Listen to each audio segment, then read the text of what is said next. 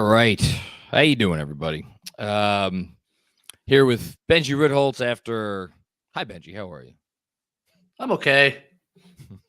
Yeah, that's yeah, that pretty much said it.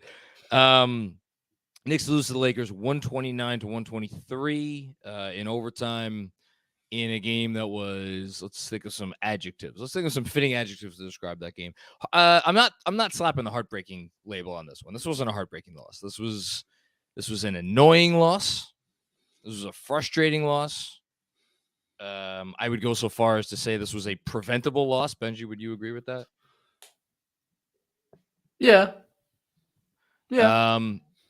And I don't have a one-word description for this, but this is a loss that I hope does not come back to, bite this team in the ass, or is a loss that this team will think about.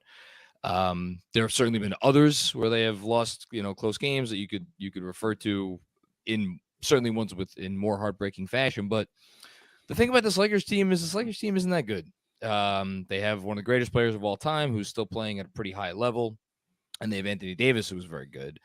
And other than that, it's just kind of a bunch of guys. And if you want to break this game down into a sentence, I guess maybe it would be that some of those Lakers guys who aren't particularly good, or not guys that you fear coming into the game, some of them hit shots down the stretch and hit threes in particular when it counted, not only at the end of the game, but throughout the game. And the Knicks could not hit a three to save their lives. The Knicks didn't. The last Knicks three-pointer that went down was in with 2 minutes left, I believe, in the third quarter. So the Knicks went the last 19 minutes of game time without making a three-pointer. That is some... What was the year the Rockets didn't? They were what? They were 0 for 26 or something in Western Conference Finals Game 7. Yeah, that's some Rocket shit right there. Not quite to that extreme, but it was bad. And they had a lot of good looks, and none of those looks went down, and that contributed to why this game, 2018, thank you, Andrew, contributed to why this game went to overtime. There was a particular possession in which literally every player on the court, other than the center, other than Isaiah Hartenstein, who we'll talk about, played 40 minutes tonight, my goodness. Every player on the court, other than the center, attempted a three for the Knicks on one possession, because they got 3 offensive rebounds. Quickly, Grimes, Randle, Brunson, every one of them missed. It was that kind of a game. And it wasn't just the missed shots that were frustrating. It was the fact that I thought they played a first half that was not crisp, not clean. It was sloppy is the word I think I used going into halftime. And there was a moment there, seems like a million years ago, towards the end of the first half, where the Knicks had a chance to put a little distance, put a little breathing room between them and the Lakers. It looked like they were getting ready to go up by 10, and instead the Lakers made a push and capped off by that miracle Schroeder three at the end of the first half. My God, I can't believe that went down. Yeah. And then, some of this stuff down the stretch. And then, and here's the really annoying part, because we're going to, obviously, there's going to be a negative post game, as it should. But, the Knicks did a lot of really good things at times in that game. Jalen Brunson played a really nice game. Emmanuel Quickly played a really nice game. They did some nice things defensively, even though they gave up 1 million points. A couple of players did some nice things defensively. Everybody made mistakes.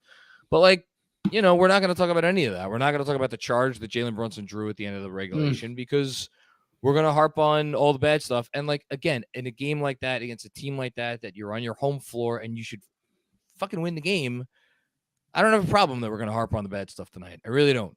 Last play of regulation was terrible. And overtime was just Lakers made plays, we didn't. Benji, what are your thoughts? I kind of co-sign all that. I felt like, the brain goes to, there's recency bias in a basketball game, and you go back and you think more about the overtime and the fourth quarter, and the last play certainly comes to mind. But I think you go all the way back to the beginning of the game. Absolutely. And 15-5 at one point, right? right. And like, you don't think about that. And for some reason, like, we just like discount that because like leads come and go, but there's an argument to be made that they're as important as the points at the end of the game. And right now, it feels like this team cannot generate the requisite energy and flow until Emmanuel quickly enters the game. Didn't take long for the elephant in the room to Well, look, raise its trunk and fucking squirt everybody. I don't know. You know, I don't know if it's just the RJ for IQ swap. I don't know if it's the way that all fits together.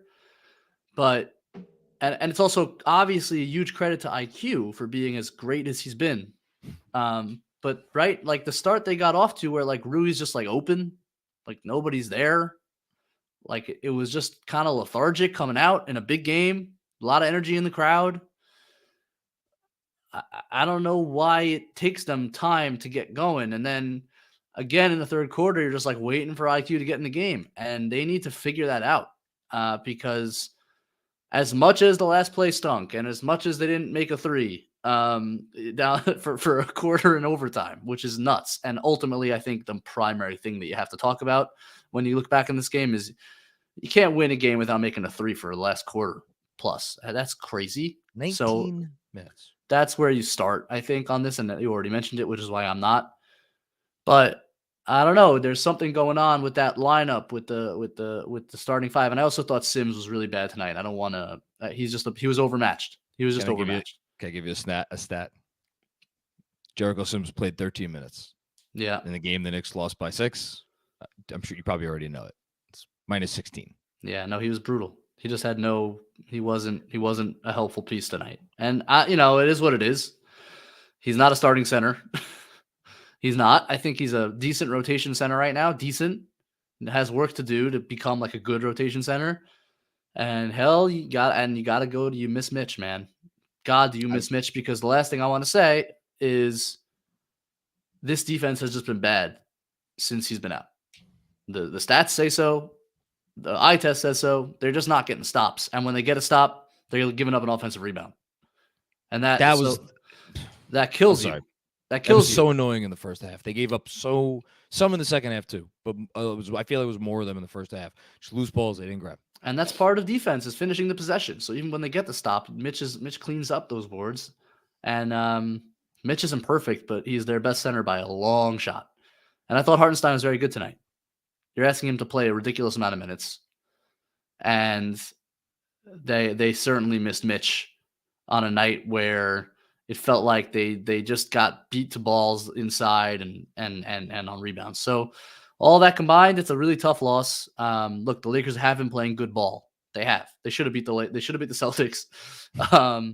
They're playing good ball when AD and LeBron are out there. So it's not, I don't necessarily want to get crazy about how the Lakers are bad or we should win this game on paper or whatever. Like, I don't really buy that. I just think you look at certain things, the way the game started, and some of the execution down the stretch and just the inability to make a freaking open three. Sucks. It's frustrating. Yeah, regarding the defense, in the stats haven't updated yet for this game, but over the time that Mitch has missed, and I'm including the Washington game in which he only played 9 minutes and then went out with the injury. The Knicks are 29th in the league in defense. The only team that is worse than them is the Spurs, who are, even though they beat us, they are not actually an NBA team for the year. And again, the stats have not updated yet. The Knicks, actually, I have a feeling they're going to fall a couple of points. I have a feeling after this game, they're going to be down to 25th in 3-point percentage. And they've gone on some heaters where they've made a lot of threes, but like, it's just not consistent enough. And like Quentin Grimes did some nice things tonight. You've talked about it. I've kind of skirted around it. At some point, he's going to have to hit some of these shots. They just need it. And it feels like he's had a momentum changer shot late in the game every game in the last like 5, and he has made 0 of them. Yeah. We just need it. Look, man, I still think he's a net positive out there. Because he does a lot of really good things. His pass tonight on the pick and roll was outrageously awesome. great attacking closeouts. He had a quick dunk off a push to the corner. His defense is always solid, and I think was really good again tonight. I actually thought they should have had him on Russ instead of Quickly late in the game. And I thought Quickly should have been on Rui, who they weren't going to use except as a spot-up shooter. So I think that's IQ's kind of best role, to be able to roam off ball. And then Grimes, I think, could have done a better job on the Russ drives. But that being said, I think Grimes is still a net positive, but in order for him to be a really good starting quality shooting guard, he's got to make threes. He's got to make threes. And it is what it is. Simple but true. Let's hit on the big guys one more time before I get you out of here. Brunson, I am not going to call this a great Brunson. I have such a high standard for Brunson at this point, which is, I think, is unfair of me, but that's where I am at this point, because there's some moments for Brunson that were maybe not great tonight. Yeah, there were some, but at the same time, like, what else did the Knicks have down the stretch? Now you could turn that the other way, and this is what I wanted to get your take on before, because I'm sure there's going to be a lot of conversation about Brunson tonight. Like, the fact that he was the only guy down the stretch who you felt comfortable with the ball in his hands, is that like somehow a negative reflection on him because like he's the point guard and you should be getting other guys more comfortable? Like, how do you split that, Adam? I don't know. No, I mean, there were possessions tonight and there are a few possessions every game where I'm just kind of like, I think you gotta get other people involved a little bit. I think that's a fair critique. He is certainly a score first point guard, but we also knew that. But there are times because of that, and sometimes he's kind of unique in that it takes him a lot of dribbles to get to his spot and takes him a lot of time to get to his spot. So there are times where it just feels like the offense comes to a stop waiting for Jalen Brunson to make a play. Now, often he makes the play. Yeah. And so it's a balance. I think he needs to strike it a little bit better. Yep. I also thought that late in this game, nobody else really wanted the ball. Quickly, I think, kind of did, and like made a great play, first play overtime. Grimes didn't want to shoot it.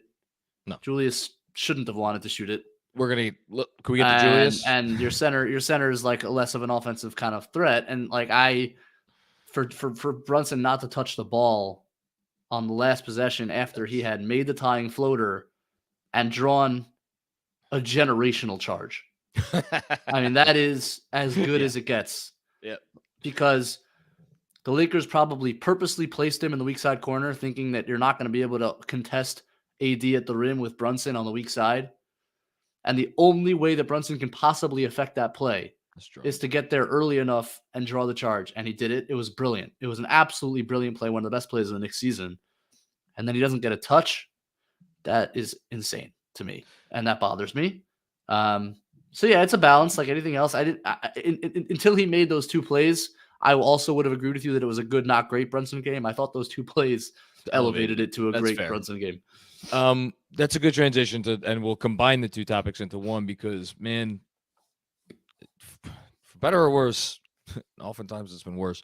These two players are connected at the hip since they got here, and they got here in the same year, Julius Randle and RJ Barrett. They are, again, I wish there was a way for me to easily figure out how their minutes played together compares with like the most, because they are getting up there, at least in terms of Knick duos of the last. I think they're the most played together Knick duo of the last 2 decades.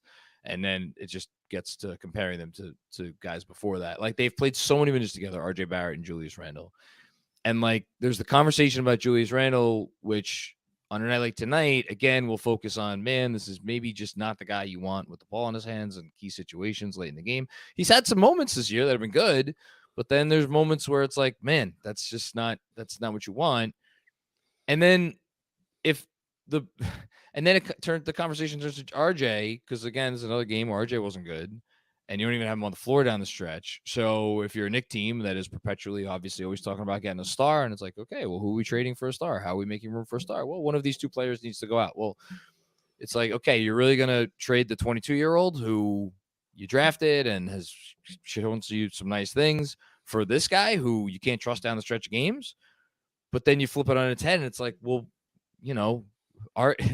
so you're beyond all in on RJ Barrett as opposed to the guy Julius Randle, who maybe he's not the guy you want put the ball in his hands down the stretch of games, but he still does a lot of nice things for you, and he's still a bear to deal with in so many other ways. Like I don't know. I don't know what you make of it. I don't necessarily envy the position of the Knicks front office, but it's going to be. It's just not going away, and I don't think it's getting any better either.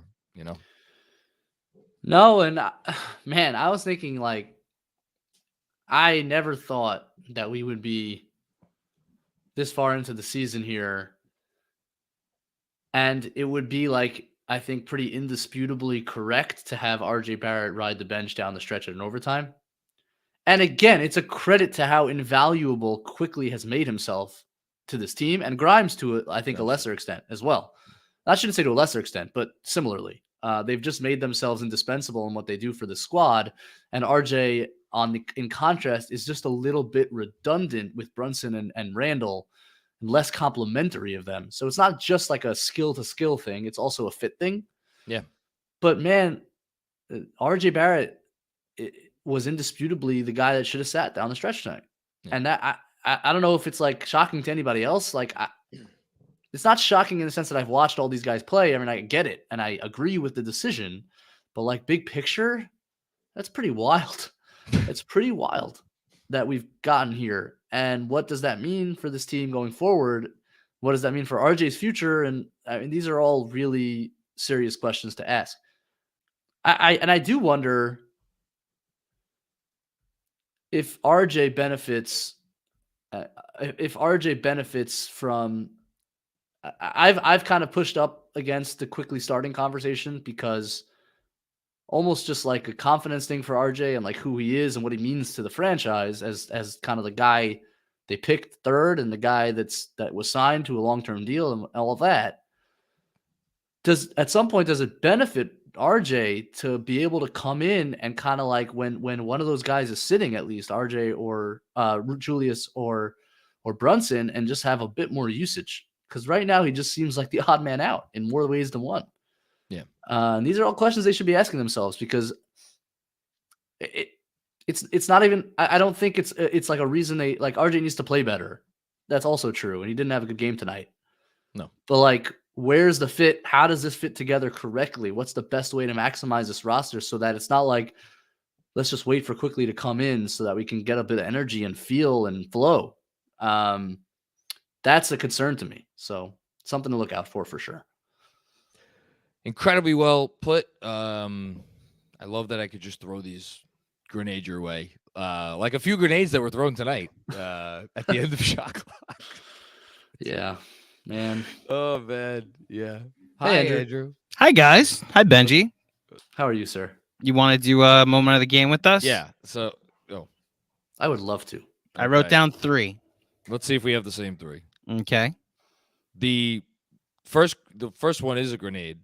The inbounds to Isaiah Hardenstein with that preceded that insane hook shot with like 1 point. Oh, you know what? I want to add that one now. Yes. We'll go with that. Has to be. Has to be. Okay, Hardenstein's always had the sky hook. We were just waiting for it. Now this is going to be tough because now I have 2 for. So the obvious one is the Brunson charge. Mm-hmm. That has to be one, and then because I think it was more important than any shot has made. I'm deciding between the Brunson strip of Rui Hachimura under the basket or the Grimes pass to Hartenstein. The Grimes pass to Hartenstein was a better play. The Grimes pass to Hartenstein. I had that or the Brunson layup to tie it at 114. That's got to be there too. Yeah. So we're gonna 5 candidates. The Brunson charge has to be there. You want to take the Hartenstein hook shot out? I just thought that was like we could take that out. So let's go the Brunson charge because I think that's gonna win. The Brunson layup to tie it, and then the Grimes pass to iHeart. Those are our 3 moment of the game candidates. We'll put the poll up in just a second.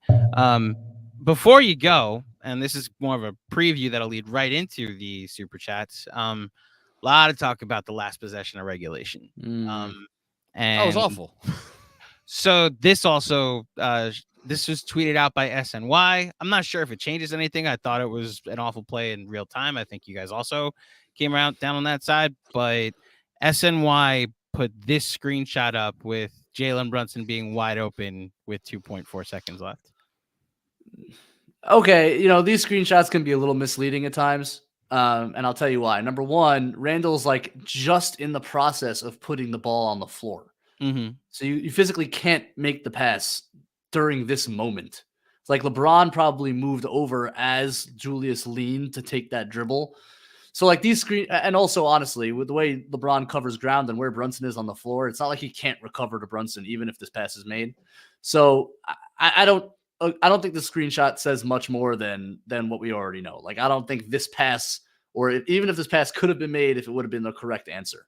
That said, because I know like if you move this back like 2 seconds, LeBron's not quite there. Like it wasn't as obvious before Julius went to dribble. That said, Brunson needs to touch the ball on this possession, the way he closed that game.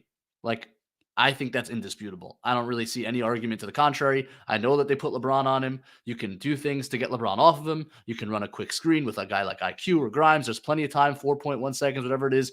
There was enough time for Julius to dance around in a circle for 4 seconds until the shot clock expired. So I think Brunson's got to touch the ball. That's my analysis of it. I think implied in your analysis of that play, whether or not there was a pass there for Julius to make or not, what about Julius's resume, especially late in games, leads you to believe that A, he's going to make it, or B, he's capable of making it, which is yet another reason why you want the ball in Brunson's hands there. That's the point. You want the ball in Brunson's hands. And not only that, but by not doing anything other than inbounding the ball to Julius about 24 feet away from the rim, it's not just Julius, it's Julius on Anthony Davis. And we're talking about one of the preeminent defenders in the basketball. He was the defensive player of the year, maybe front runner until he got injured. So it was frankly nonsensical. And I'm not saying Julius couldn't have made a better play, right? There's always a player element, always. Julius did not maximize that possession. You have to try to get a shot off, obviously, before the clock expires. That's rule number 1 for any player. I don't care if you get blocked. You have to put the ball up in the air. That's insane. That's dumb. He sometimes lacks he sometimes lacks shot clock awareness. We've seen this many times. But so Randle do better, but put your guys in a position to succeed. I don't feel like he really did that there. I don't feel like the coach really drew up a play to maximize the opportunity to score, have a chance to steal a win there. Yeah. And just the last thing, I think this does go back to the RJ discussion, because like RJ has not been good in the clutch this year. At least his field goal percentage has not been good in the clutch, but this has been a player who has shown you at times, like at the end of close games, like he has an ability to come up big and at the very least, play within himself. And like he the moment is rarely, it does not seem to be too big for RJ Barrett like it often does for Randle, which again goes into the whole discussion of like, if it's pretty clear that like one of these guys, it's probably best for you to either move on or move one of them to, obviously Randle's not moving to the bench, but like something, it's a multi-layered discussion. That's all. I look forward to your multi-layered discussion in the super chats. It'll be good. Listen, people have to vent. It was a very frustrating game. On the playback, I felt like we were just like frustrated the entire time. It was ugly. It was kind of ugly. It was not the most enjoyable game to watch. Nope. And they still could have won it. So let the people vent. You'll talk some sense into everybody. It'll be good for everybody. It'll be a good experience, a positive experience for everyone involved. Looking forward to listening. Thank you, Benji. All right, guys. Have a great night. Talk to you later. You too. Okay. Quick personal injury report. You're muted, but that's okay. From our friends at Weiss and Rosenblum. Yes, thank you. From our friends at Weiss and Rosenblum, law offices in Weiss and Rosenblum, personal injury attorneys. Exactly the people you want to call if you have a possible matter, something you want to ask about. 212-366-6100. Or you can visit them at weissandrosenblum.com. It's been the theme of the last, what has it been? 2.5 weeks now, I guess. Get healthy, Mitchell Robinson. 2 weeks, whatever. It feels like it's been months since Mitchell Robinson has been there, because again, I don't think we're going to move below the Spurs tonight in the defensive rating rankings since Mitch has been out. But I mean, again, The number is in the last 6 games before tonight, 125 points per 100 possessions are giving up. And I'm fairly certain that the number for the starting 5 is even worse because Quickly's number is pretty good. Again, Weiss and Rosenboom, 212-366-6100 or riceandrosenboom.com. Don't call a rookie. Call a veteran like Mitchell Robinson. Hurry back. That one stretch to start the fourth quarter where the Lakers were 9 for 9 was like, there's a lot of just pick and roll and getting shots at the rim, which made it really difficult, you know? I mean, but like, and Benji alluded to this, like, that is the foundation of a team that they thought if they could add enough pieces to would be a title contender. Like, that's why that sequence in the fourth quarter, literally for those however many minutes where they didn't miss a shot, I think it was about 6.5 minutes. That right there, that's why people think if the Lakers make the right rush trade or whatever, that's why they're a contender. Yeah, for that reason, that's what they do. Those two guys doing that. Are you ready, sir? I guess I am. My goodness, this is gonna be feisty. Let's do it. Dylan Chop Charles, what's going on, Dylan Chop Charles? Thank you for the contribution. Yo, J Mac, I'm back. Welcome back. On tonight's Forgotten Play, 2:50 left in the second quarter. My goodness, we're going back to the second quarter. IQ picks Schroeder's pocket and gets a fast break bucket to give himself 13 points off the bench. Yeah. Oh, that's interesting. Sorry, I'll wait for that. Yeah, that's a good play. Quickly had a great game. Quickly gave them life, gave them energy when he came in the game, as he has been doing a lot of recently. Meanwhile, I see Zach Braziller of the Post tweets out that RJ Barrett declined to speak with reporters after this game. Did not play over the final, it says 11:50 something, but I don't know.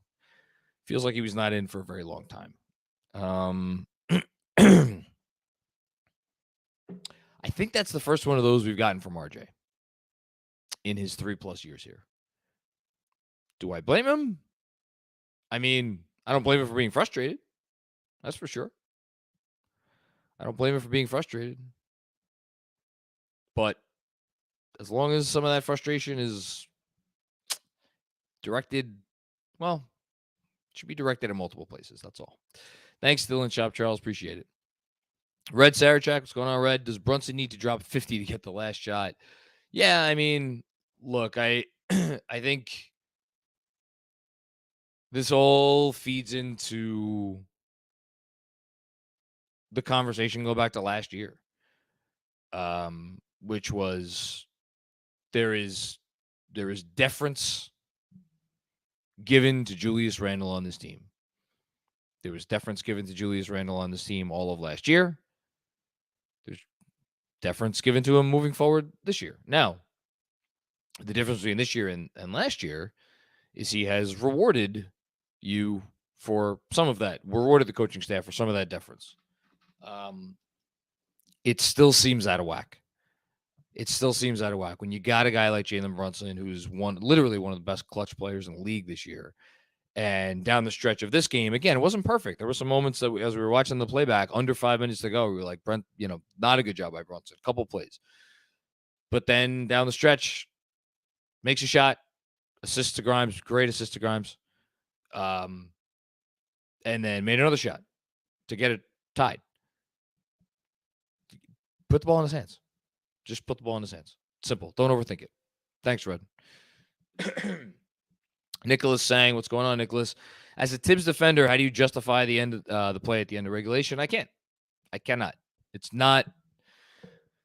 I mean, it's. How do you justify it? You justify it by the fact that Julius Randle might be an all-star, might be named an all-star in 2 nights, and you're putting the ball in his hands.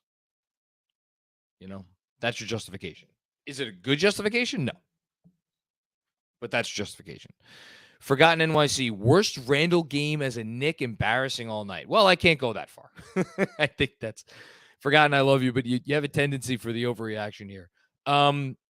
His defense, I thought, was poor in the first half.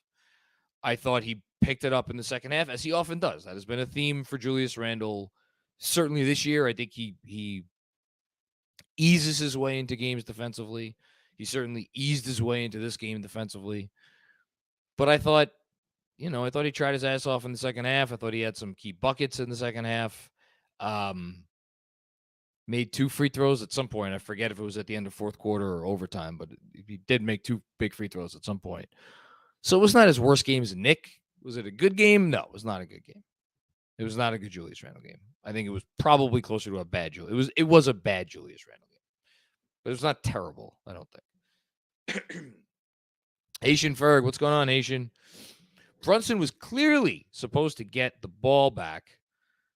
Andrew's telling me to take a drink. I'll make it work. Brunson was clearly supposed to get that ball back. Randle screwed up the play. The inbounder was supposed to get the ball back for the open shot. Barrett just a complete zero in the second half. Brunson balled out. Maybe. I mean, we all just looked at the same picture. Maybe. I don't know. And if that's the case, bad job by Julius. And more to that point, there were some moments in the fourth quarter in particular where he was really getting into it with the refs. No, sorry, not even the fourth quarter. In the beginning of overtime, the very first possession of overtime, which it was clear to me at least at the start of that overtime period, his head was not fully in the game because LeBron James got right under the basket on him, got the entry pass and made a layup. And then on the coming the other way, I think it was quickly made the bucket on the first possession of overtime for the Knicks. But like after that, Julius was drawn with the refs. It's like this is a guy that, Benji said it best months and months ago. He's not the most emotionally mature basketball player when he is on the court. And we saw that tonight. Not as much as other nights, but we saw it tonight. Thanks, Haitian. Appreciate it. TK, Hushu, what's going on? No defending Tibbs tonight. Absolutely unacceptable play call from him. You don't give it to our most clutch player. Just disgusting game. It's on him. Okay, well, we always do this dance. Did Tom Thibodeau lose this game? Did the players have something to do with it? It was a bad play call. If that was the play call, it was a bad play call. There were 40 or 52 minutes and 56 point something seconds played in which some good coaching decisions were made. But as a coach, you're not defined by that. You're defined by moments like that at the end of regulation. Hushu, Randle gets the blame too. Lots of mistakes. Okay, so Tibbs gets all of the blame, but Randle. So what is that's the Yogi quote, right? Baseball is 90% mental and half physical. I think that's what it was. I think we're working with those percentages tonight. Danny Gardner, what's going on, Danny? Julius Randle's the worst fourth quarter high usage player I have ever seen. Tibbs giving him the ball there is fireable. Oh my goodness. Danny is not happy tonight. Never win anything with the two of them killing the team in close games. I'm disgusted. I had a feeling this was going to be the energy tonight, and I knew it. I knew it. I'm not there at this. I'm not at this level. I'm like whatever 2 floors below. Maybe a floor and a half below that level. My elevator has gotten stuck between whatever is 1 floor below disgusted and fire everybody. And like the floor below that. But yeah, I mean, I'll look up Randle's clutch stats this year. They're awful. I know they're awful. I don't even need to look them up to know that they're awful, but I'll look them up anyway. Yeah, it's not great. Do I think both of them need to go? I don't think both of them need to go. Forgotten NYC with another one. I'm not backing off I trade Randle for a paperclip take. I don't care that he's an all-star. He's the most frustrating player I've ever seen as a Knicks fan. Well, I could tell you they're not going to trade him for a paperclip.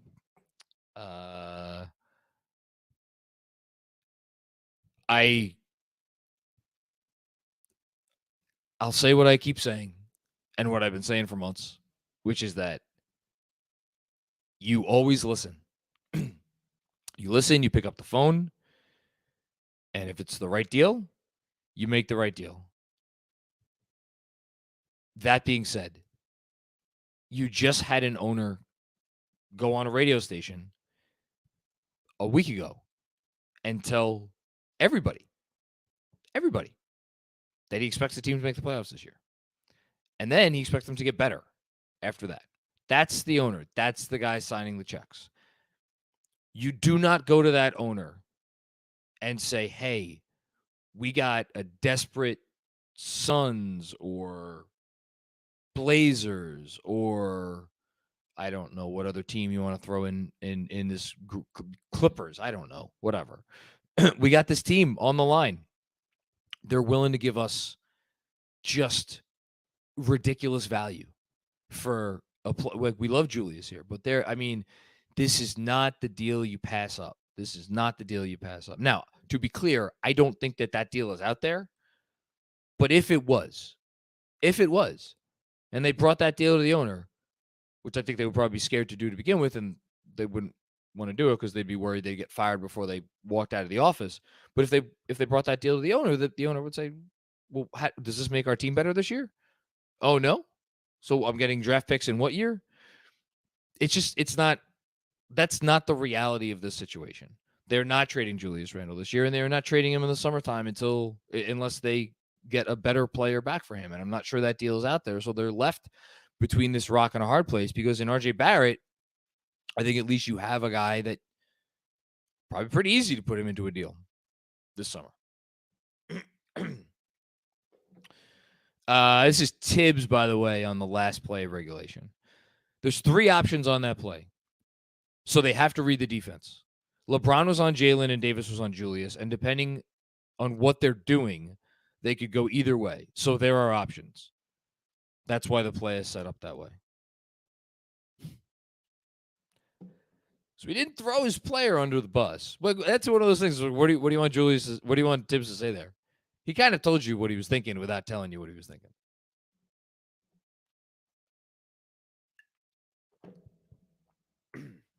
Man, a lot of consternation after this loss. Dom the Dentist. Randle may have achieved the impossible feat of destroying the goodwill he built this season in one game. Brutal. Fucking brutal game. I'm not there. I'm not even close to there. He had a bad game. And it's funny, we're talking about it, like he had this atrocious game. I just want to make sure I get it right. He finished tonight. He was 6 of 19, I think. 6 of 19 for 23 points. 2 of 9 from 3. 12 rebounds, 5 assists, 4 turnovers, -9. It was not a good game. It's one game. And it was not I'm sorry. I get he's a maddening player. But I'm the guy who always defends Tibbs, and this is where I'll push back because I'm just going to say, like, as Tibbs said, there's 3 options on that play. You are entrusting Julius Randle there to choose the correct option. I think that was the original sin, is entrusting Julius Randle to make the correct decision there. And I don't think he's shown the ability to do that. So you as the coach should not have the ball in his hands there. You have to put the ball in Brunson's hands and not depend on Julius Randle to get the ball back into Brunson's hands. So I put that one more on Tibbs than Julius. But that's me. Kyle Crawford, the reffing this year has been horrible. I don't know what a foul is anymore. Yeah. The goaltending that was overturned. I didn't think it should be overturned. It was overturned. Is that the reason why they lost the game? No. There were some other calls we could talk about. Anthony Davis got a foul. Was that in overtime? I don't know. It all runs together. But Anthony Davis went to the line on a foul call that didn't appear to me to be a foul, at least. So yeah, we could talk about all that stuff. I'm not blaming the refs for this game. I'm not, especially since they didn't overturn the charge. Dylan Chop Charles with another one. How you doing again, Dylan Chop Charles? Thank you for the very, very, very generous contribution. Appreciate it. Yo, J-Mac, tough loss. So let's switch gears and talk draft. Oh my goodness gracious. I am not prepared mentally or emotionally to talk draft right now, but I'll try. Been thinking about this for a long while. I really want Scoot Henderson. Oh, me too. I'm willing to trade all 4 of our first round picks and RJ for the number 2 overall pick. Talk to me. I'm assuming you mean all 4 of your protected picks and RJ. I don't know who's going to end up with the second pick in the draft, but they would hang up the phone. Andrew just texted me. My Lord. Yeah, whoever has the second pick is hanging up the phone on that one. I think it's a fun hypothetical if the Knicks offered their own pick in this draft plus 3 future unprotected picks of their own and RJ Barrett for Scoot Henderson. That's a fun conversation. Not one I'm mentally prepared to have right now. I just want to clarify. I'm not that my Lord was more at how we do this every year with draft picks, because like this is a lot. This is a Godfather offer. Dylan, you're not wrong. This isn't football. Like the number 2 overall pick will be worth more than RJ and all of the picks that the Knicks might throw in because of how top heavy superstars are. Like if this is the NFL, yeah, trade the number 2 overall pick for 3 future firsts. Look at what Trey Lance and the Niner deal is literally how that works. But I think whoever wasn't it the report when Cade Cunningham went and won that Preston Shea and 7 or 6 or Shea 7 and like Zach Lowe, like he could have made it Shea the 7th pick and all 17 first round picks that OKC could offer. And I think Detroit still would have been like, no, we're good. And what's so funny about that right now, I think the guy they picked, Josh Giddey, probably has more value than Cade Cunningham. That still a lot of time to figure out how that plays. But in the moment, the value is like, oh, we're getting the number 1 overall pick. That rarely ever gets traded. And it's usually not for, or number 2 is not going to get traded for where the Knicks are going to fall in the standings. So just some quick clutch time stats. So again, clutch less. This is not including tonight. I don't think it updated already. Julius Randle and Jalen Brunson have played by far the most clutch minutes for the Knicks, 111 and 110 respectively. Jalen Brunson has nearly twice as many points. He is shooting 49%, Jalen Brunson, in those situations, 45% from 3. 83% from the line, has 11 assists and 3 turnovers, excuse me. Julius Randle in 111 minutes of clutch time, 12 of 42 from the field. That's a 28.6% field goal percentage. He's 25% from 3 of 12. Did hit a couple of those recently. Has gotten to the line 38 times, made 27 of those, 71%. 13 assists, 9 turnovers. Minus 27 in those minutes. Jalen Brunson minus 15 in those minutes. And for those wondering, RJ Barrett also minus 27 in far fewer minutes, 85 minutes. RJ in clutch situations this year, 9 of 28 for 32%, 1 of 8 from 3. 3 assists, 6 turnovers for RJ in clutch situation. This team doesn't have great clutch players right now, and I understand RJ was better clutch last year. But Frank Miranda, what's going on, Frank? Hey, Mac, it's your boy Frank from Patreon. So Tibbs had all that time to draw up a play at the end of regulation, and ISO Randle was the play. Well, according to him, maybe it wasn't. I've seen enough fire Tibbs. The coach is archaic. Well, they're not going to fire Tibbs. But is he the best in these situations? Probably not. Sri, what's going on, Sri? Randle 6 of 19. That's the game right there. I would argue that the Knicks' overall percentage from 3 is more the game, 7 of 34, and however many threes they took in the fourth quarter and overtime to not make a single one. I think that's, if you're going to give me one stat line and say that's the game, I think that's the game. Like, again, it's not like 6 for 19 is a little deceiving because he ended up with 21 points. He got to the line. Like, that stuff matters too. But no, 6 for 19 is like, it's amazing how I'm that again. I say this once a week. There are times when I come on here and I'm not prepared for either the veracity of the energy towards one particular thing or just the vibe in general. I did not expect this much Julius Randle hatred tonight. Busy, what's going on, Busy? I would have loved to see some small ball with RJ at the 4. I think 4-5 pick and roll killed us. Not super mad at the loss, although it messed up my 3-1 week prediction. Yeah, I took 2-2 against Jeremy this week, and I was counting on this. Not that I was counting on this win, but I was like, I thought they could get this win, and I felt like if they could get this one, that they could steal one of the other 2 games. Not feeling great about that now, because now sitting here, part of me is like, shit, just get one of these last 2. In terms of going small with RJ at the 4, I think it tells you a couple things that they didn't do that. For one, I think he thinks Hartenstein's playing pretty well right now, and he is. Hartenstein played 40 minutes. A lot of those minutes were good minutes tonight. I don't think he trusted anyone other than Randle on LeBron. I don't know that he would have trusted them to get defensive rebounds. For as much as we lament Isaiah Hartenstein's defensive rebounding, I do think Julius Randle and Isaiah Hartenstein gives you a better chance of grabbing defensive rebounds than RJ Barrett and Julius Randle does. But is it crazy? No, it's not crazy. I mean, the Lakers didn't miss a shot for almost 7 minutes in the fourth quarter. So whatever you were doing wasn't working, So that's why it's not crazy. Guy Huber, then, what's going on, Guy Huber? I strongly hate how this team and this godforsaken coach go about things. Decision-making, the offense, the lack of ball movement, the obsession with Julius, Brunson playing like a 2-guard, RJ, Obi. Yeah, all that stuff is really annoying. The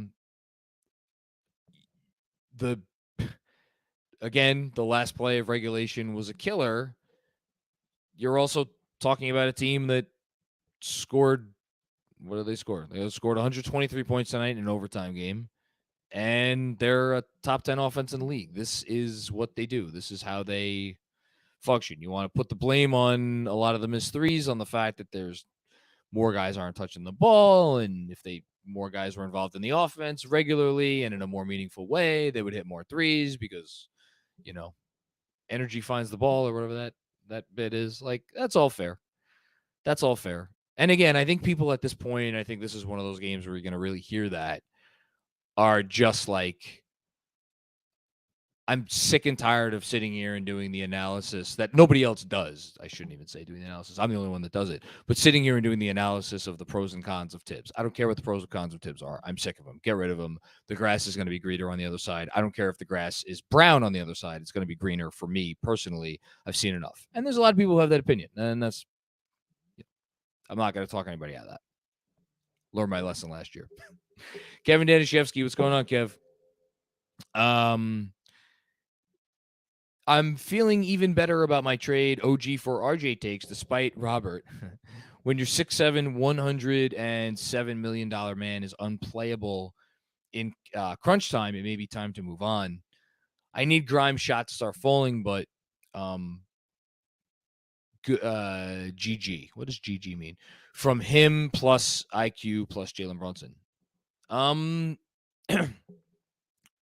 don't think they should trade for OG Anunoby right now. I don't like the idea of giving up unprotected picks, and it would take unprotected picks, plural. Oh, good game. Good game. Yeah, good. Yeah, overall, good game. But at the same time, like, we can't pick and choose that much. Like, I can't sit here and say it was a good game from Quentin Grimes. You have to, like, in that role, hitting open threes is so important in that particular role that he's in. Now, granted, you want to tell me point of attack defense, but like, he wasn't really in the point of attack tonight. Like Julius was, because LeBron was directing the offense. So look, Grimes had a very nice game defensively. He did some really nice things offensively. I need him to hit one or two of those threes. I just need it. And I love the kid, and he's going to be great. He's going to be great. I have no question he's going to be great in his role. But needed one of those, at least one of those, to go down tonight. As far as RJ for OG, man, I don't know. They're gonna need to do something. There's this. I would just be shocked if they went into next season with both Julius Randle and RJ Barrett on the team. I'd be shocked.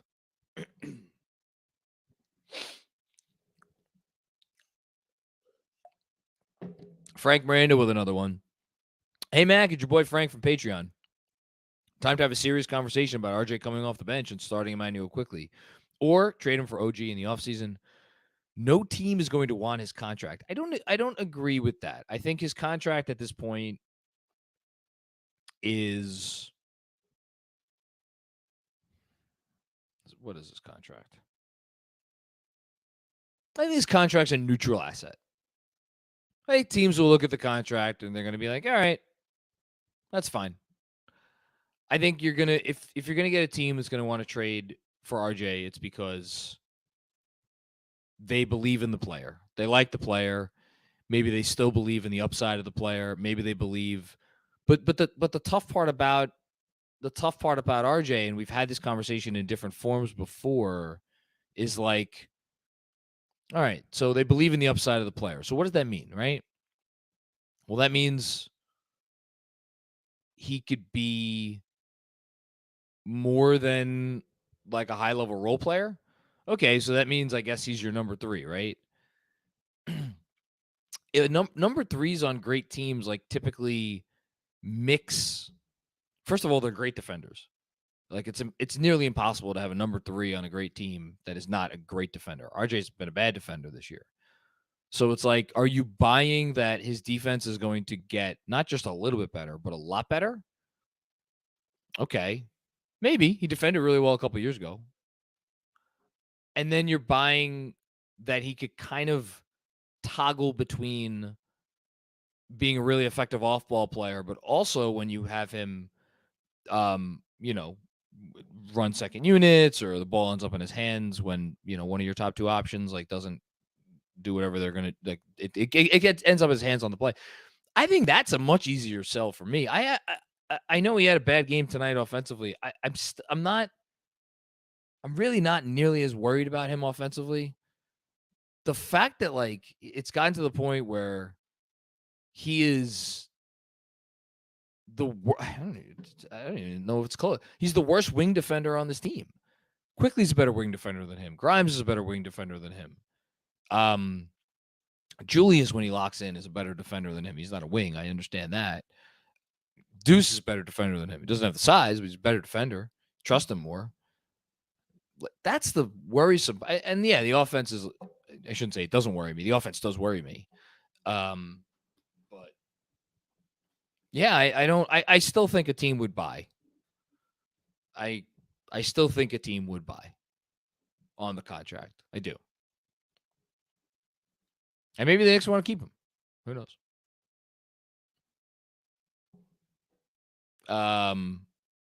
Stats update. Okay. 9th in offense. This is the Knicks as of after this game. 9th in offense, 17th in defense. So they didn't fall in defensive rating rankings, but I'm sure they got worse. 11th in net rating. So they're dropping in net rating because they were 9th recently. Within the last week, I think they were 9th. And now they're down to 11th. Trying my best. Last possession, bizarre. No Brunson option. We've talked about it. Seems like there was a Brunson option. Didn't take it. Thanks, trying my best. Danny Gardner with another one. Everyone calling to bench RJ does not realize the consequences that come with that decision. You'll have to trade him this summer, and you could mess with the locker room. Yeah, I don't think there's an option to trade him. I think they're not, or sorry, bench him. They're not going to bench him. That's not going to happen. It's just like if you bench this player after the whole dog and pony show with the extension, and it was the dog and pony show was nonsense. In the moment, it was nonsense. It was ridiculous, and it was. But I hate to go back to it because I said it early in the year, and then I kind of backed away from it because he did start to play better, and he's in he had a bad game, but he hasn't been playing poorly either. Like he's been, well, I don't know if I should say that. He's been shooting fairly efficiently, or efficiently for him. And he's been scoring and he's had his moments and the whole thing.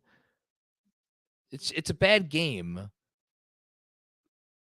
But even so, I still wonder how you come back from the precipice. This player was traded. This player knew he was traded. Everybody in the league knew this player was traded. The guy he was traded for knew he was traded. The guy he was traded for, I believe during one of the half dozen interviews that Donovan Mitchell did over the course of this year about the Knicks, mentioned R.J. Barrett's name. He mentioned him by name. As the player involved in the trade. Like, it was done. And this player knows that. He knows that you tried to trade him and wanted to trade him and hoped to trade him and hoped that the Jazz would accept your offer. He knew that. He knows it. And I'm sure there's not a day goes by that doesn't think about it. And I'm not saying he can't overcome it, but now you want to go from that, from coming back and having a very bad start to the year, coming back, put it back together, injury, some iffy moments since the injury, and now you want to put him on the bench. It's not happening.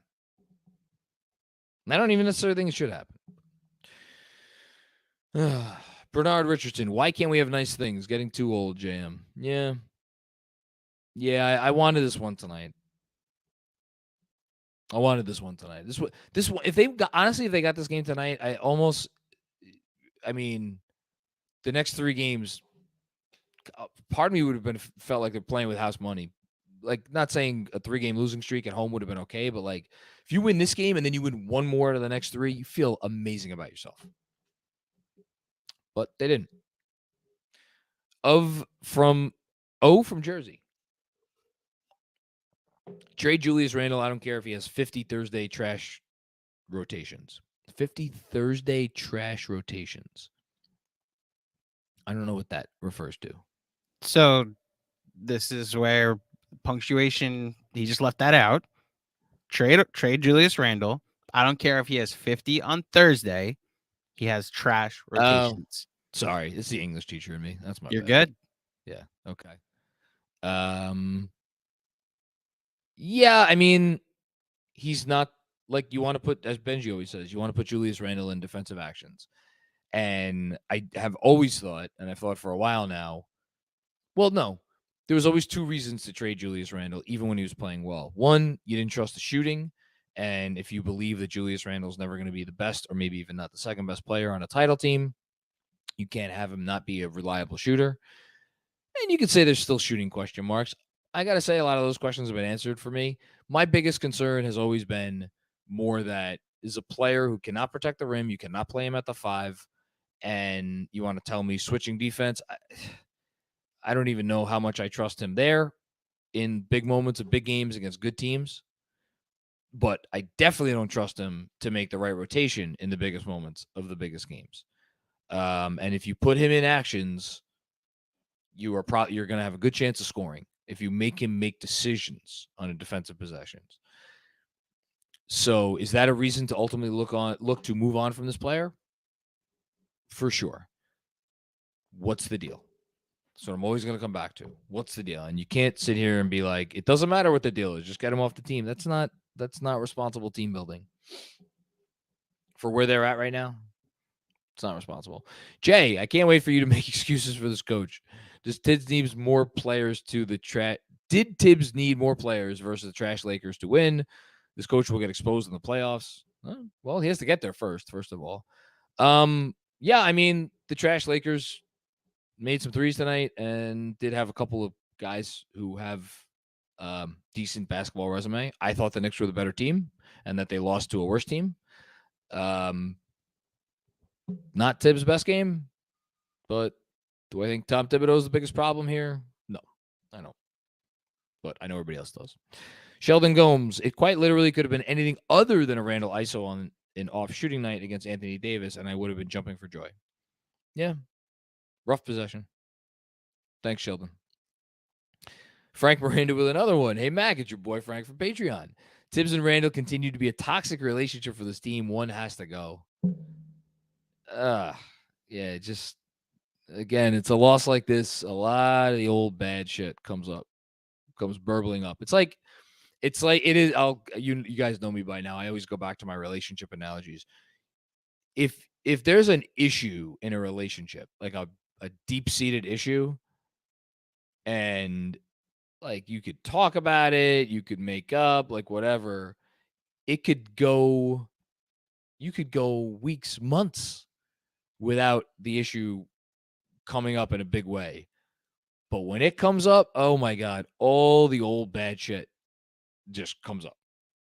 And thankfully, I don't have that with my wife, but I've had that in every other relationship that I've been in, where you have that thing or those couple of things where it just comes up and it's like, oh man, it's going to be a knockdown, not literally, but it's going to be a big one tonight. And that's on a night like tonight where you have that last play. All the old bad stuff is going to come up about how this coach, this player, toxic relationship.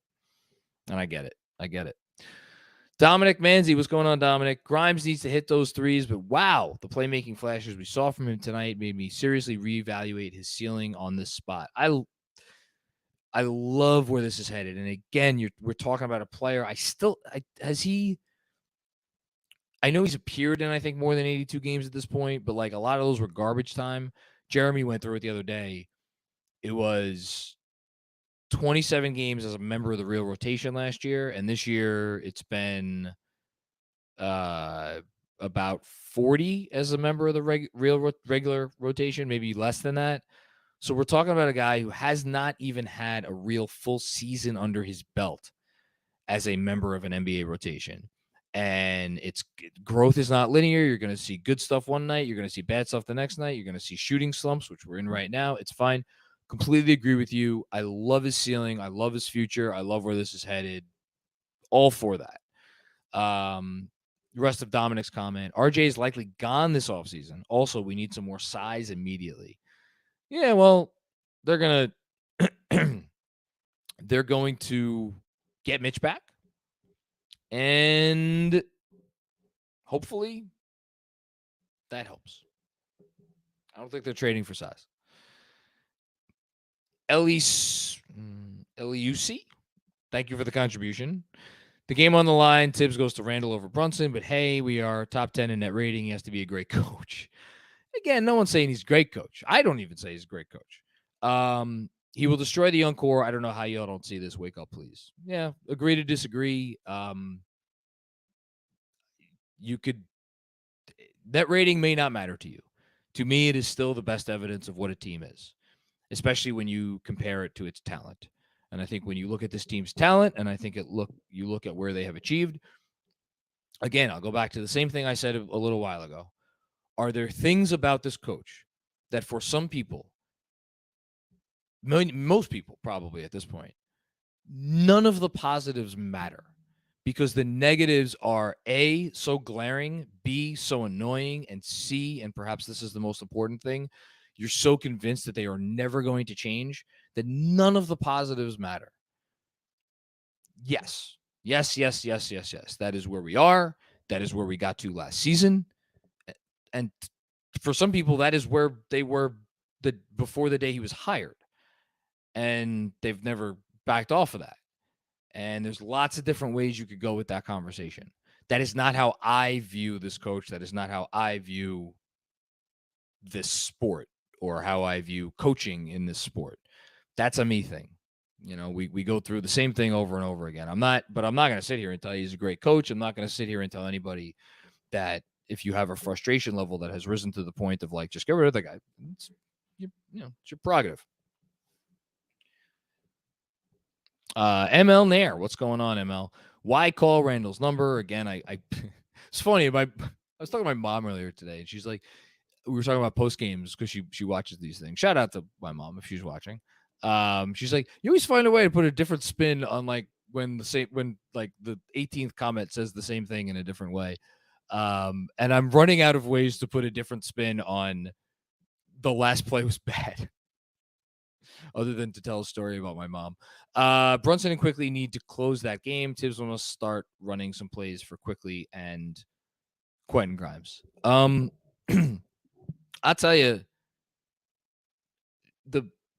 I think the best evidence for Tibbs needs to start running some more plays for Quentin Grimes is the pass he made to Hardenstein, which was certainly the most fun play of the game. At the same time, you do have possessions, and I can think of one. I can't tell you, was it in the fourth quarter? Was it in overtime where Quickly, or not Quickly, Grimes, yes, Grimes, was, I think Julius might have set a screen, and Anthony Davis was in the area, and maybe Grimes was like matched up on Davis and was like trying to put some dribble moves on him, and it just, it wasn't going anywhere. Like, that's the next step for Grimes, right? Is you're putting him in pick and rolls and you're seeing what he could do in pick and rolls. Right now, he's just an attacking closeouts guy. That's fine for me this year. He's a second-year player. He's got a long career ahead. I hope all of those years are with the Knicks. There's time for you to institute more offense for Quentin Grimes moving forward. I think they've done a pretty nice job of incorporating Quickly more in the offense. Could be better, for sure. But yeah. Busy with another one. Thank you, Busy. Shout out to you guys for your great content, including the playback. It's our pleasure. Although tonight wasn't much of a pleasure. I can't get this type of thoughtful detail Knicks coverage anywhere else. I really do appreciate y'all, though. I may not always agree. Well, we appreciate that. I know there's a lot of people on here tonight, especially who probably don't agree with my takes, but at least I'm honest. Here's what Busy PS Fire Tibbs. I love it. No, that's fine. I hope, if nothing else, over the last year and change, I've proven that I will never say anything because I think it is what people want to hear. I know. Fire Tibbs was a joke. Thank you. He's Kyle Crawford. Yes, Brunson should pass more, but look at our 3-point percentage. Yeah, and this is definitely one of those games where you almost want to go back and, because again, Brunson had, I think, 5 assists and he played however many minutes and he took however many shots. This is one of those games where I think you want to go back and you want to watch and see 6 assists, to 2 turnovers. And you want to see how many, like all of the passes that came off of Brunson's hands that led directly to shot attempts, and how many of those were good shot attempts that just should have gone down. Now, obviously, there are those moments in every game, but Knicks couldn't buy one tonight, so it stands out more. Do I think this could have easily been a 10 assist game for Jalen Brunson? Probably. So good call by you, Kyle. Haitian Ferg with another one. Do we want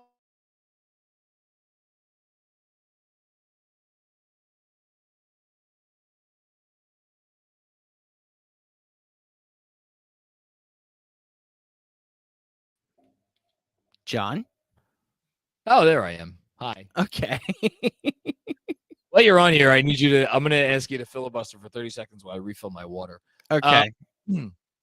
If not there, do we send RJ for OG and swap Grimes for IQ in the starting 5? So just to be clear, and I wrote about this today, but for anybody who doesn't receive the Knicks Film School newsletter, one, subscribe to the Knicks Film School newsletter. It's $5 a month. We just activated a chat feature. We've had some robust discussions in the chat over the last 2 days, specifically about OG Anunoby and whether people want him, whether people would want to go for the specific pick package that I pitched today or yesterday. Today. It's a tough trade to do in season. It would be more of an off-season thing because of the poison pill thing with RJ's contract.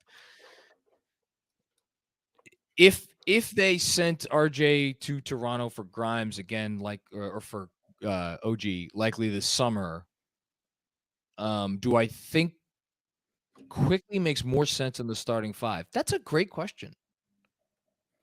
I don't know. I'd have to think about that. Not necessarily, but it might. He might because But then again, what Quickly provides is obviously Quickly and Grimes are different players, but they both provide some verve. They both provide some movement. They both provide some quickness. They both obviously provide defense. Now, yeah, I think the dream scenario, if we're really going to be honest, why not both? Huh. Have OG at the 4 and have maybe see if you could swap out Julius Randle for a small forward that might suit your needs. I want to lead this with I'm not trying to fire him. I don't hate him. I'm not trying to go against him. I don't think Tibbs would ever play OG at the 4 in that kind of lineup. At least not consistently. Well, he's a natural 3 though, right? No, I'm saying if they traded Randle. So Randle then OG's 6'8", 230. OG's a 4 in the NBA today. I think I don't know if Tibbs would see him as a 4. Doesn't Tibbs see him more as a wing? I think Tibbs would see him as whatever Tibbs would see him as. And but again, I've said this before. It should go without saying, if you want to remake your team in a way that makes sense for you, and you don't think Tom is the coach to make then fucking fire him. Goes without saying. Right. I'm not saying that. I'm literally just thinking of in the short-term plan of they're not firing Tibbs and they trade for OG. Would he get rid of Randle and they get rid of RJ? It would depend on who else is on the roster whether you're going to start OG. Well, Joel Embiid in this dream scenario where they're trading both Randle and RJ. Who are we getting there? We're getting Embiid, OG. Yeah, you trade Mitch, you trade Randle, you trade. Everybody wants Cam, right? So Cam. No, I think Fred said it really well on the pod today. I think Benji's talked about this. I think the best quality about OG Anunoby is his defensive versatility. So in a perfect world, you have him in a defense much like Toronto plays, where you're switching and you're aggressive at times and you're trying to force turnovers and the whole thing. Yes, in a perfect world. Now, in a perfect world, you get a 5 that's a little bit bigger and provides you some rim protection because Toronto is clearly missing that. I think OG and Mitch would be just fine together on defense for what it's worth. Too. But I do think you would want to get a defense that has a little bit more versatility, and that's why it's like, for as much as the idea of OG Anunoby is intriguing, I think there are a lot of reasons to legitimately push back on whether he makes the most sense or whether you're getting the most value for him based on what you would have to give up on this team with this roster, absent some other significant changes. Go get your water. I'm going to read the next super chat. It's just a general RJ's 22. So James Mikalonis, thank you for the contribution in the super chat. Hey guys, RJ is 22 years old. Please remember that, or remember that, please. I co-sign RJ is 22. I also think there are some very valid criticisms about his basketball game and his play. It's not awful. He's not unplayable. I think the talks about him moving to the bench are more of a pro Quickly take than an anti RJ take. But yes, he's 22 with room to get better, which is what you want. So, hi. RJ Barrett is 22 years old. I do remember that, and I'm very cognizant of that. And part of the reason I'm cognizant of that is the whole reason we're having conversations about the prospect of trading RJ Barrett is because he's 22 and he's not 26. Mm-hmm. Because if he was 22 and 26 and he was doing this shit, nobody would fucking want him. Nope. That's reality. Right now, yeah. No, I was going to say right now there is the allure of like, just give him more time. Just give him more time. And you know what? Maybe it's not allure. Maybe it's reality, to your point. But like, it is a discussion. It has to be a discussion for that reason. Anyway. Red Sarachek. Obviously, Jules is still adjusting to not being the guy after years of being the guy. If Obi hits a clutch tree in the middle of the forest, does Tibbs hear it? Yeah, the Obi 3 was big in the moment. Felt big. You called it? Did you call it a clutch tree in the forest? Tree 3. If I did, good job by me. I didn't well done. Yeah. Yeah, right. Yeah, I'm looking at what some Jalen Brunson quotes. I'm reading it out of context. Jalen Brunson was asked about what happened on the final play tonight with Julius Randle taking the last shot. He had 5 extra minutes to do something about it. I'm not going to be picky on that last play. I don't know about that. It's interesting phrasing, I guess. And then he said they kind of kicked our ass in the last 5 minutes. Dom Cappuccini, they should still be a play-in team at least. What people thinking they're going to fall out of the play-in after this game? My goodness, should still be a play-in team. Should still be a play-in team. They should still be a play-in team. Oh, Guys. Oh, one more. Come end of the season, like I could see a world, I guess, where Atlanta puts it together enough to drop New York down to 8th.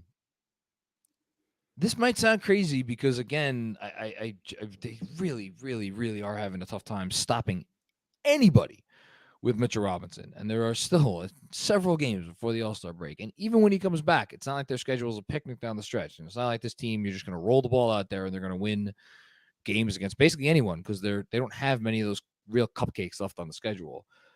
I don't think there's a scenario where they fall lower than 8th. A real 8th I could see.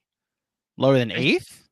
More than 8th. Because more than 8th would require someone really jumping up, and one of these teams that is like just has not been functional this season, like the Wizards or the Bulls or the Raptors or the Pacers, I guess. Trade deadline will have a lot to say about that. Sure, yeah. Because I wouldn't put it past Toronto putting it together, although they are now 50-plus games not having put it together. But they might also look very different on the other side of the deadline. Same thing goes for Chicago, who make that would then create 2 teams to eliminate, although we will have an Orlando Magic conversation in the not too distant future. But like I could see 9th the way the Wizards are playing lately. Winners of 6 in a row. They're 1 game in the loss column behind the Knicks, and we're already looking at their next 3 games as a chore. Maybe okay.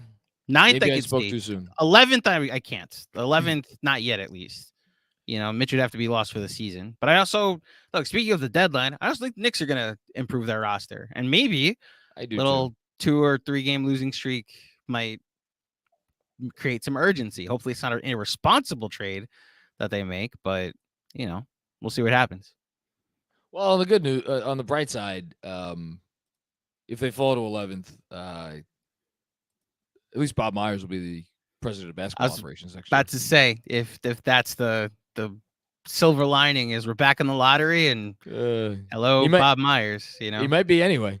Fan 94 Nick, what's going on? Can you please explain how you can review the goaltend when challengers are used up by the Lakers already? That is I trust that is valid within the league rules. That any goaltend is reviewable. So any goaltend is reviewable. Specifically that one, because usually what they'll do sometimes is with the shot clock and with a goaltend, they'll just like flag it and be like, hey, next stoppage of play, we'll go back and look at it. It's why sometimes you'll like go to a timeout with the score being one thing, and they come back on the other side of a timeout and they look at it. Chat's also saying that it might just be a last 2 minutes thing. I could have swore I've seen them. That might just be they stop it. They stop time in the last 2 minutes and not do it on a stoppage. But I do know goaltends are now reviewable, especially in a crucial spot like that. Dom, thank you again, Dom Cappuccino. Very generous, Dom. I appreciate it, man. I missed the game because of no TNT, but am I to understand Brunson saved the game with taking the charge to AD and doesn't even get rewarded with a final look at the other end? You are correct, man. But still a play-in team end of the year for sure. Yeah, it's maddening into this game. No other way to say it. It was a terrible play at the end. It was just a bad decision all around. Bad Tibbs, bad Julius. A lot of bad. Yeah. Ham DM, thank you for the generous contribution. Thank you, KFS, for being here after games like these. Hashtag get well soon, Mitch. Hashtag IQ rocks. IQ does rock. Being here after games like this, I don't know. We're going to have to – we could really come up with a pretty serious ranking, like a top 10 ranking of games like this. Dallas will be number one for the end till the end of time. Oh, that hurt the most? No, just like, so if I don't know what that's the thing is I don't know what the criteria is. Is it post games that hurt the most, post games that were the most difficult to do, like worst losses, and you purposefully leave it vague like that? Like, again, what is a worse loss? The first Dallas loss or the second Dallas loss? I think most people would say the second Dallas loss because of the odds that it never happens. But like, I remember I remember my mood after the first Dallas loss and what I was saying I thought was in store, and like my hope level for the overall picture. And like that was its own level of bad. My point is this: it would be easy to come up with a top 10, if not a top 15 for losses this year. And it would be a really tough time to rank them. Which is to say, I don't think this makes my top 5. Newsletter idea for after the season. Literally What rank. would that be? No, go 1 through however. Well, okay, I'll be optimistic. 1 through 53 in ranking the Knicks wins, and then they have to go 26 and 2 the rest. No, 26 and 4 the rest of the season to win 53 games. By the way, Ooh. Not banking on that. Forgotten NYC. Sorry for the excessive Randle hate. I just think I hold a grudge over him being the consolation prize in 2019 and not getting KD and Kyrie. Still? Oh wow. Oh, we gotta dissect that. Forgotten NYC. I'll give you my therapist's phone number. We got to move on. Multiple things have happened since then, including things by said stars they didn't get. I think it's actually pretty cool. I think it's really cool that the consolation prize, again, man, coaches' votes were due last night. Yeah, probably they got sent in Sunday night. Yeah. We could be talking about a 2-time All-Star as the consolation prize. On the day that he was signed, I don't think anybody would have said two All-Star games. And even if he misses this year, he'll be the last guy left off a lot of ballots. Like, he's had 2 really strong years here. And I get nobody wants to hear that tonight, but there's also a world he misses it and then is an injury replacement anyway. When inevitably somebody gets hurt, and guess what? Julius Randle did make the All-Star team. Or Jalen Brunson. Yeah. Danny Gardner, genuinely curious what a lineup of Brunson, IQ, Grimes, RJ, and a center would look like to close games. I think Randle is what kills them down the stretch. I mean, the numbers are what the numbers are. I read them before. Randle's terrible in clutch time. He's been terrible. He's hit some big shots. He's hit some, a lot more misses, a lot of turnovers.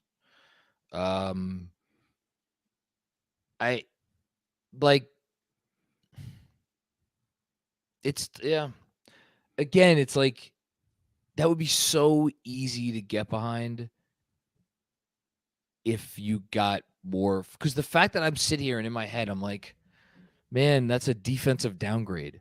The fact that I don't know if that's true. We just talked about how Randle is, if you put him in actions, like odds are bad things are going to happen for your team and good things are going to happen for the other team. And yet I could sit here and be like, is that a real, what the defensive downgrade, is that significant? I shouldn't be having those conversations with the other players, RJ Barrett. I shouldn't be. Yeah. And it's not, I don't think it's an unfair conversation to have. That's the issue. But the chat's now putting things they're still bitter about. In like this, I would just put letting Bernard King walk, still bitter. Oh man. Yeah. Now we're going down that road. So, okay. Ewing getting suspended for game 6, still bitter. That's fine. What am I still bitter? Like bitter about like a game? Just in general. Like, well, that wasn't a game. That was a commissioner decision. Shout out David Stern. Mine is that Starks didn't pass to Ewing on the final play. Oh, there you go. Soul Squad. Bad Randle against team with superstars. RJ stunk and then came alive in the 4th and then was benched. This is a take. No accountability for Randle. Obi doesn't deserve this. I agree Obi doesn't deserve this. I don't know that I'm saying RJ came alive. He had a couple of nice baskets. He did. But I don't agree that he should have been on the floor ahead of Quickly or Grimes. You want to tell me this was the night to put RJ on the floor ahead of Julius Randle? You want to talk about problems in your locker room? Man. Yeah. You think? I know we got to finish up the super chats, but you think this becomes a thing? RJ not talking to the media. Oh, it's a thing. This is now officially a thing. So this is what we're talking about. This is a guy who the team has tried it out there time and time again. This is part of why they love him, because he's good with the media. That's a big reason they love him. Speaking of therapy, Benji apparently was still frustrated by the last play of the game. He just put out a Knicks film thread. So everybody, I'm going to put it in the chat for those of you watching live. Please go watch this. Courtesy of Benji Ritholtz, ladies and gentlemen. This Really My Life. That's a great name. I'm going to jump off, by the way. Okay. Say whatever the truth is. We drafted RJ and immediately handed the keys to Randle and Morris, and then Elfrid and Randle. No other top 3 pick has not been given the keys from the jump. I don't know about that. There's certainly, we could go back through like even recent NBA history and find some top picks that haven't been given the keys. I mean, Evan Mobley. Guy's a generational talent, potentially, and he is currently 4th in usage on his team. A lot fucking better player than RJ Barrett, you know? Like, that's just one example. I'm sure there are others. And also, like, he's had opportunities, you know? He's had year 1 was a disaster. They put him into the worst possible situation. Year 2, I thought was like a really, really nice balancing act where it was like, we're going to make sure you get your half dozen or so possessions every game or shots every game where it's like, it's your possession. You're running. Like, we always used to joke about how the first play in the second half, like you write it down like it was like clockwork. It's going to be a RJ, pistol action or whatever. Get him going downhill. He's going to shoot the shot. Missed a lot of those shots, but they always gave it to him. They always maintained giving him a slice of the offense, a real slice of the offense, even in year 2, even when it was very clear that he was better, more helpful to them as an off-ball player because he was lights out on spot-up threes. And then last year, like, he was one of the highest usage guys in the league for the last, whatever it was, 40-some-odd games of the season. You want to tell me they should have handed over the keys quicker? Okay. Maybe. I don't know. Maybe it will be better. Mike Jameson. Obviously, we need RJ to be better. But why are his bad games reacted with we need to trade him? 22 years old with room to grow, and I hope he does. Yeah, I don't. First of all, he's had a lot of bad games over 4 years, and most of those only until recently is there like we have to trade RJ Barrett. I think it's for a couple reasons. For one, I mean, he's been here for a while, and eventually, if you what's the Batman line, Andrew? If you're the hero for long enough, you either die a hero or live long enough to see yourself become the villain. You want to talk about a perfect quote for the Donovan Mitchell trade? Oh, if he had been traded for Donovan Mitchell, he would have died the hero. Or you live long enough to become the villain. I think it is twofold. In addition to just him being here for a while and some people maybe getting a little impatient. Threefold. One, he wasn't traded for Donovan Mitchell, and Donovan Mitchell is doing some nice things in Cleveland. Two, an acknowledgement that like it's not going to work between him and Randle, and people are just coming to the reality, the conclusion, whatever, that like at some point you're going to need to move one of these two players. And obviously there's going to be a lot of people who want to move Randle. Obviously there's going to be some people that want to move RJ, and like valuation and the whole thing factors into all that. And number three, this OG thing now has been put out there, and like OG Anunoby, like look at what he is. He is a dynamite defender, as you know, Fred sung his praises beautifully on the pod today. Amazing defender, versatile defender. Can he, like one of those few guys who you could legitimately, if he needs to cover your point guard for one possession and then cover Joel Embiid on the next possession. He could do it with a straight face. And then on the other end, I know he's a little bit down on from three this year, but he's a pretty good track record of being a nice spot-up shooter on three, and he's gotten better and better and better with creation every year. Not great with creation.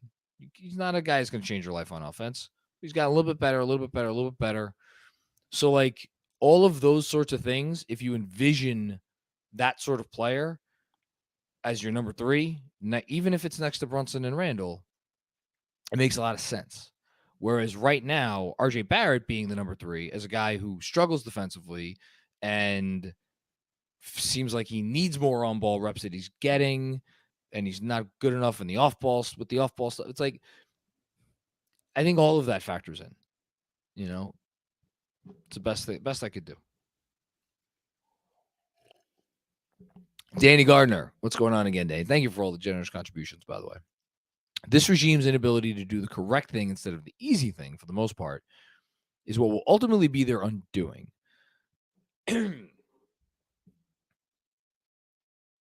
Yeah, I mean, that's an interesting one. We could sit here and we could talk about that. We could have a podcast about that statement.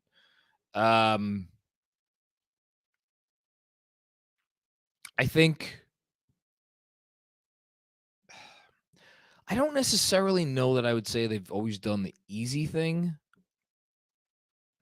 I certainly agree they have not always done the correct thing. I think it's a regime that was, and again, I hate repeating talking points I've made in days, weeks, months, years past, but it's a regime that was hired by an owner who, again, we talked about this, but he came out and said it. He said it. He said the quiet part out loud in his interviews last week.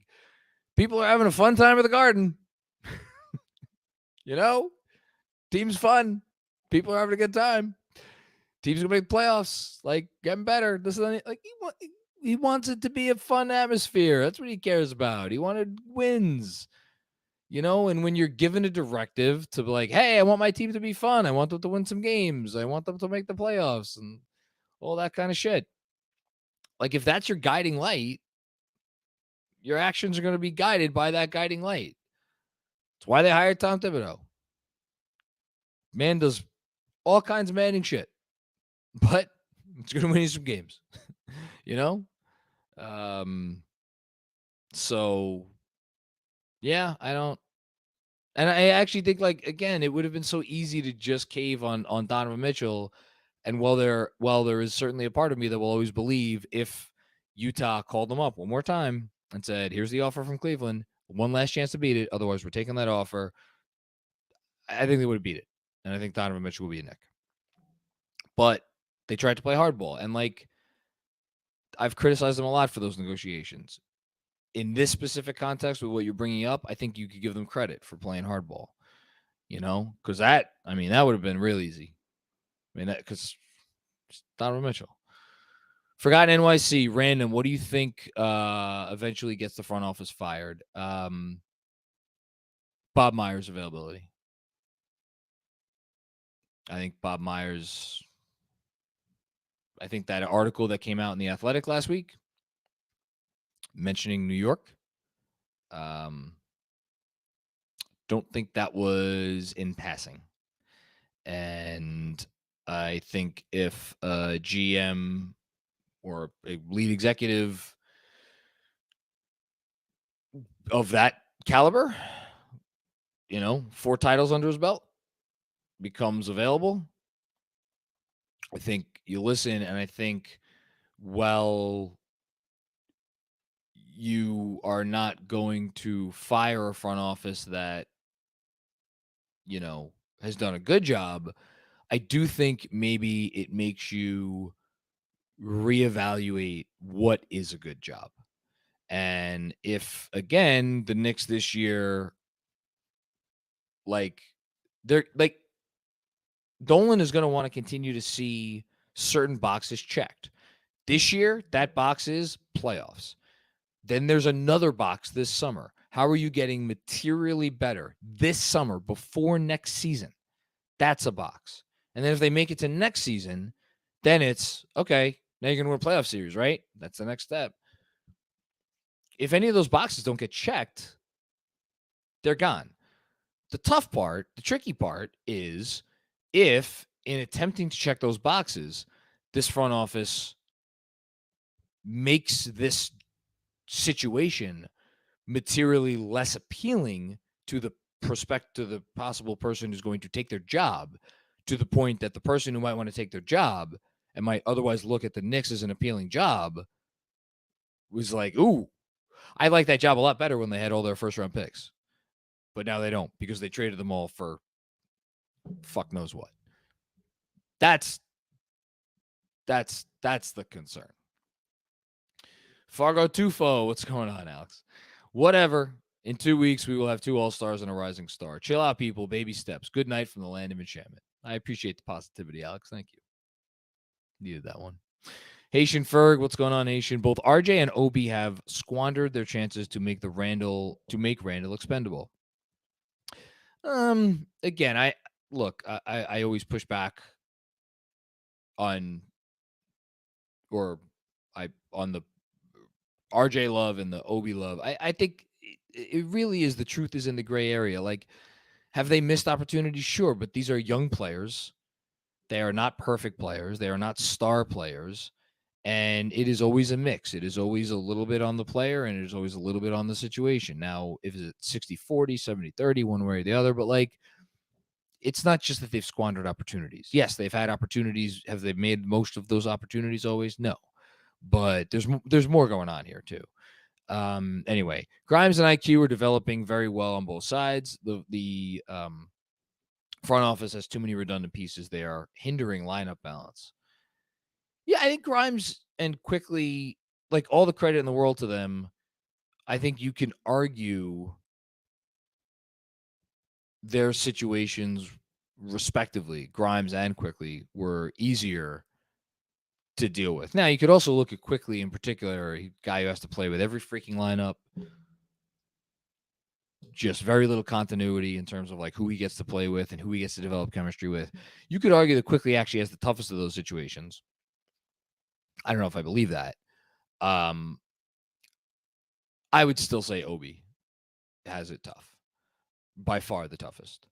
And I'd go Obi, Quickly, RJ, Grimes in that order. Because for Obi to come off of being like one of the highest usage guys in the country with a team that played him a very certain way, to go to this situation and to have to adjust his game to become a player that he was not anywhere near that type of player when they drafted him.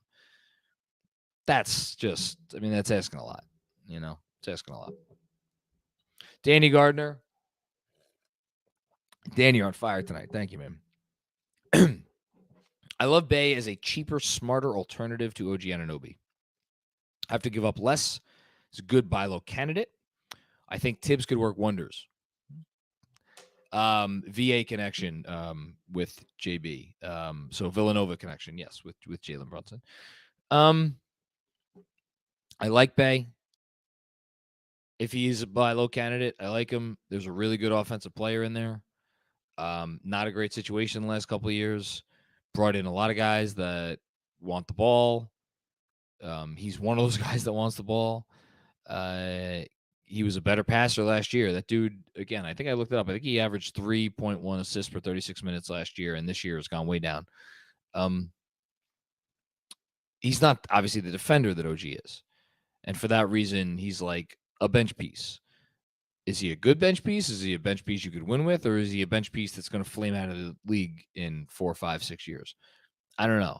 It would depend on the cost.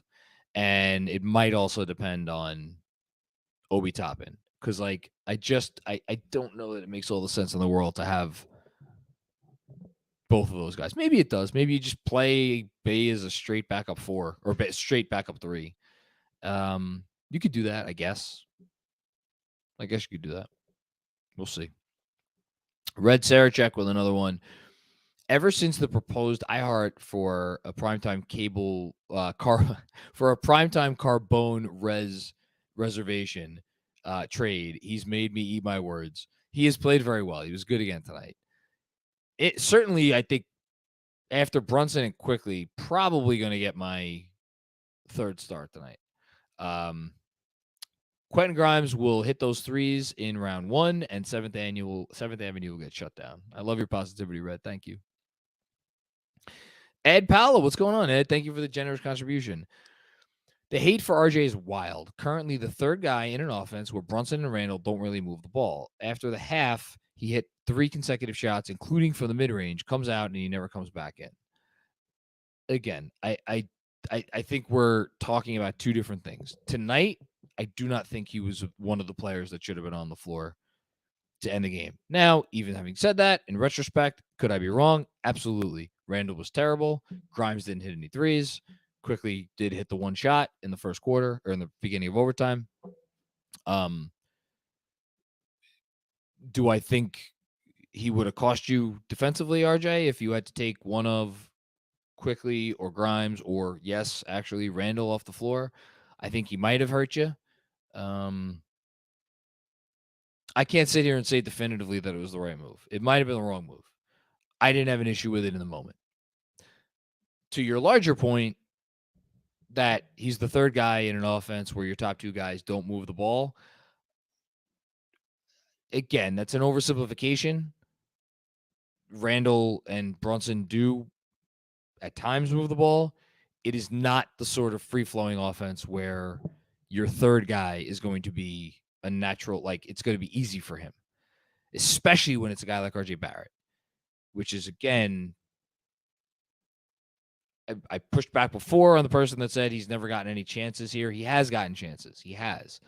But it is still a difficult situation for him, and a lot is still being asked of him. I think a lot of things can be true here. So, good job by you pointing that out. Thank you, Ed. And Ed Paolo with another one. Thank you again. I love Grimes and IQ, but neither was flawless in the second half to warrant RJ benching, and no need to put RJ up against Quickly and Grimes. Happy to have them all. Yeah, again, is there a world where the team could go forward with all of these players, those three that you mentioned, RJ, Quickly, and Grimes? Yes, absolutely. I think you could argue it's the best option. So then what are you doing with Randle?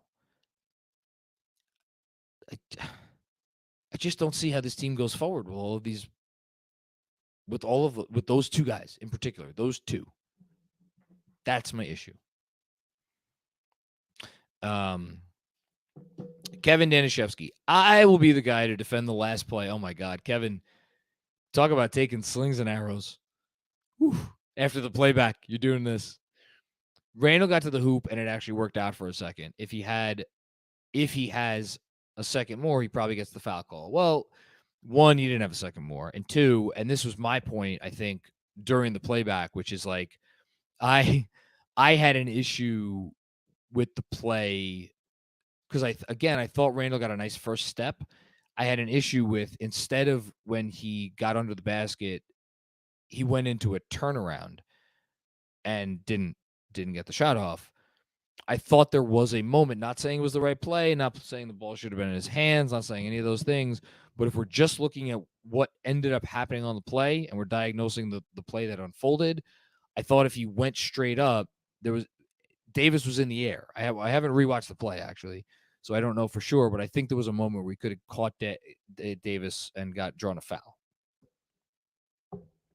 which I guess is what you're implying. MR and K, RJ and picks for Toronto for OG. JR and picks to Phoenix for McCall. Yeah, but then what are you? You're Brunson and a bunch of wings. Bunch of role-playing wings. Glorified role-playing wings. It's probably a fun as hell team, but it's not a team that's going to win anything. Thanks, MR and K. Andrew R. L. Chan. What's going on, Andrew? Regarding RJ during the draft, his main issue was he had no wiggle. RJ still has no wiggle. Without a consistent J or effort on defense, he isn't worth his contract. I hear the wiggle point. I think his wiggle has gotten. We're talking about wiggle. I think it's gotten better. Look, he gets to the rim. His shots at the rim are better. His shots at the rim, I think, have gotten progressively better over the years. I think his decision making on shots at the rim has gotten progressively better over the 4 years. Not by as much as we would have liked. Not as linear a progression as we would have liked. Still doesn't pass enough on those rim reads, but that is still something that when it is going, when he has it going, he can be a bear to deal with for defense, because there's usually a smaller guy on him. Defensively is where, and I don't know if it's an effort thing. I don't know what it is, but defensively is, I think, where you're maybe a little bit more concerned. Fan 94 Nick, what do we do with the RJ contract now? This sucks. Again, I think it's a perfectly fine contract. Not a great contract, not a terrible contract. It's about it's about how they want to build this team. Contract didn't become bad because he sat the last, whatever it was, 11 minutes of the game. And Johnny Chiba, boneheaded loss. Give RJ Julius Randle's usage. Hashtag free Obi, not OG. Appreciate that, Johnny. And that is it. Okay. Ta-da! Anything else before we leave? I could commend Kevin for trying, but listen, the play call cannot be try to get a foul call on Anthony Davis. We can all just collectively be like, that was a bad play. I think Benji kind of nailed it in his clip that everybody should be watching. And it's bad play call, bad execution. I agree that can't be the play call, but after it was what the play turned into, I think it is fair to point out that there was a moment where maybe the play could have gone better. Could he have hit the fadeaway and gotten it up with the second left? Could he have just thrown up a shot with a double team and it have gone in and be like, oh wow, it went in? That's not just playing the result. The process, I can't agree with whatsoever. Completely agree. Yeah, which I think that's where we should end it. Okay, that works. Thank you everybody for tuning in. Appreciate it. Tonight wasn't hard. Appreciate all the generosity on a very annoying night. And hopefully there are fewer annoying nights moving forward.